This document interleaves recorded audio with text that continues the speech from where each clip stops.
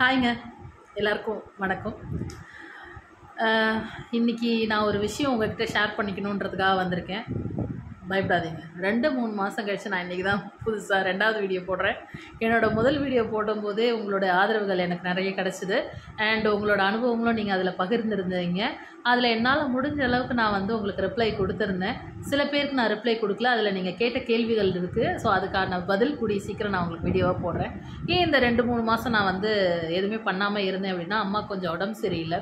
So அவங்க hospitalised ஆகியிருந்தாங்க. அவங்கள take care பண்ணிக்கணுன்றதுக்காக நான் வந்து எந்த ஒர்க்குமே பார்க்கல. ஆக்சுவலி என்னோடய ஒர்க்கை எல்லாருமே குவிட் பண்ணிவிட்டு அம்மா கூடவே ஹாஸ்பிட்டலில் இருந்து அம்மா பார்த்துக்க வேண்டிய சூழ்நிலை இருந்ததுனால நான் எதுலேயுமே கான்சன்ட்ரேட் பண்ணலை. ஸோ இப்போ அம்மா வீட்டுக்கு வந்துட்டாங்க, கொஞ்சம் பெட்டராக இருக்காங்க. ட்ரீட்மெண்ட் மட்டும்தான் அப்பப்போ போயிட்டுருக்கு. உங்கள் கூட வந்து ஒரு சின்ன விஷயம் இன்றைக்கி சொல்லணுன்றதுக்காக தான் நான் இன்றைக்கி இந்த வீடியோ போடுறேன். நேற்று வந்து எனக்கு காலையில் வந்து எனக்கு ஒரு கால் வந்துச்சுங்க. ஸோ அந்த கால் வந்து பார்த்திங்கன்னா மேக்ஸிமம் அன்னோன் நம்பர்லேருந்து வந்தால் நான் எடுக்க மாட்டேன். ஏதாச்சுமா நான் எடுத்துட்டேன். ஸோ எடுத்தோன்னு பார்த்தீங்கன்னா அது டேரெக்டாக வந்து ஃபெடெக்ஸ் கொரியர் கஸ்டமர் சர்வீஸ் அப்படின்னு சொல்லிட்டு கால் பண்ணாங்க. கால் பண்ணோன்னு பார்த்தீங்கன்னா வந்து ஒரு நார்த் இந்தியன் கை தான் வந்து பேசினாங்க. அவன் வந்து என்ன கேட்டான் அப்படின்னு பார்த்தீங்கன்னா, மேடம் உங்களுக்கு வந்து ஒரு கொரியர் வந்திருக்கு, உங்கள் பேர் தேவி தானே அப்படின்னா. ஆமாம் அப்படின்னு சொன்னேன்.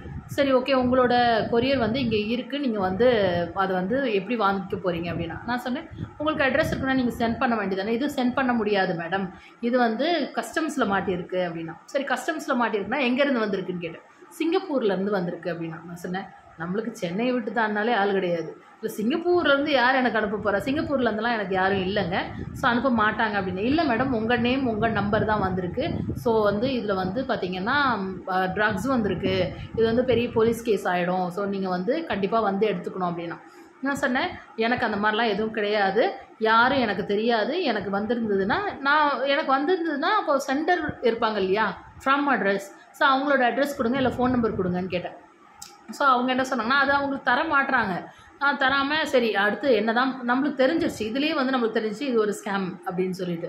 ஸோ வந்து நான் என்ன பண்ணேன், சரி மேற்கொண்டு பேச்சு கொடுப்போம், என்ன தான் பண்ணுறான்னு பார்க்கலான்றதுக்காக கால் பண்ணால் அவன் வந்து என்ன சொன்னான்னா, இது வந்து நீங்கள் வந்து போலீஸ் ஸ்டேஷன் வரைக்கும் போகணும், கம்ப்ளைண்ட் கொடுக்கணும்.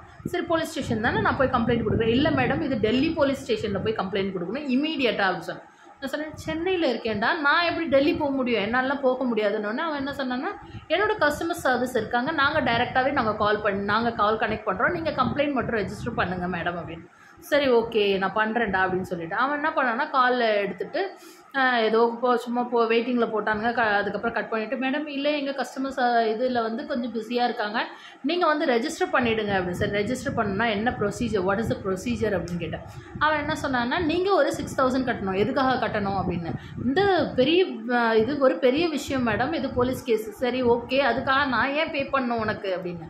இல்லை நீங்கள் ரெஜிஸ்டர் பண்ணணுன்னாலே உங்களுக்கு பே பண்ணணும். அப்படி ஒன்றும் பே பண்ணணுன்ற அவசியம் கிடையாது, போலீஸ் ஸ்டேஷன் தானே, அது என் வீட்டு பக்கத்துலேயே தான் இருக்குது, அங்கே நான் போய் கம்ப்ளைண்ட் கொடுத்துக்கிறேன், அவங்க டெல்லி போலீஸில் போய் பேசிக்குவாங்க, நீ அதை பற்றி கவலைப்பட வேண்டாம் அப்படின்னு சொன்னேங்க.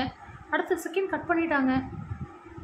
இது ஏன் உங்ககிட்ட நான் சொல்கிறேன் அப்படின்னா, இப்போ நம்மளுக்கு தெரியுது, நம்ம பேசுகிறோம், நம்ம வந்து தெரிஞ்சுக்கிறோம் அப்படின்றதுனால நம்மக்கிட்ட வந்து எதுவும் பண்ண முடியலன்னு வச்சுக்கோங்களேன். எதுவுமே தெரியாதவங்க என்னங்க பண்ணுவாங்க, திடீர்னு ஏதோ ஒருத்தன் வந்து பயமுறுத்துறான், நீ வந்து போலீஸ் வருவாங்க அப்படி இப்படின்னா ஒன்றும் தெரியாதவங்க என்ன பண்ணுவாங்க, கண்டிப்பாக ஏமாற தான் செய்வாங்க. ஏமாந்து அவனுக்கு வந்து ஐயோ இதை நம்ம முடிச்சிடணும்னு சொல்லிட்டு காசு கட்ட தான் செய்வாங்க இல்லைங்களா.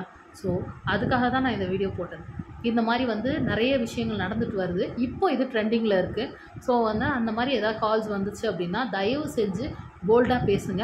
எதுவாக இருந்தாலும் நான் பக்கத்தில் இருக்க போலீஸ் ஸ்டேஷன் போகிறேன்னு சொல்லுங்கள்.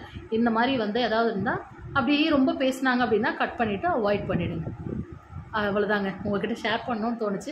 உங்களுக்கு இந்த மாதிரி வேறு ஏதாவது நீங்கள் ஸ்கேமில் மாட்டியிருந்தீங்க அப்படின்னா சொல்லுங்கள். என் மூலமாக நான் வந்து அதை வந்து உங்களுக்கு என்னன்றது சொல்கிறேன். நன்றி, தேங்க்யூ, பாய்.